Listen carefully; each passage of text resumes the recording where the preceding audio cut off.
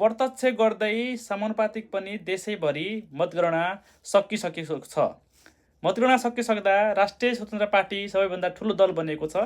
राष्ट्रिय स्वतन्त्र पार्टीले प्रत्यक्ष र समानुपातिक गरेर 182 सिट ल्याएको छ। 275 मा 182 सिट, 2 सिटले कम भएको छ।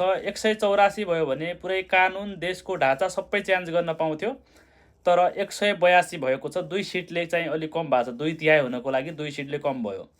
त्यसै गरी दोस्रो पार्टी बनेको छ धेरै कम, पहिलो र दोस्रोको तुलना गर्दाखेरि एकदम आधाको आधा छ के, आधाको आधा। नेपाली काङ्ग्रेस बनेको छ। नेपाली काङ्ग्रेसले टोटल 38 सिट ल्याएको छ।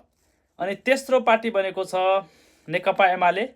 एमाले ल्याएको छ, केपीको पार्टीले 25 सिट ल्याएको छ प्रत्यक्ष र समानुपातिक गरेर। चौथो बनेको छ प्रचण्डको पार्टी, माओवादी भन्थ्यौँ, अहिले कम्युनिस्ट पार्टी भएको छ। कम्युनिस्ट पार्टी ल्याएको छ 17 सिट प्रत्यक्ष र समानुपातिक गरेर। त्यसपछि पाँचौँ ठुलो दल बनेको छ हर्क साम्पाङको पार्टी, धरानका मेयर हर्क साम्पाङ।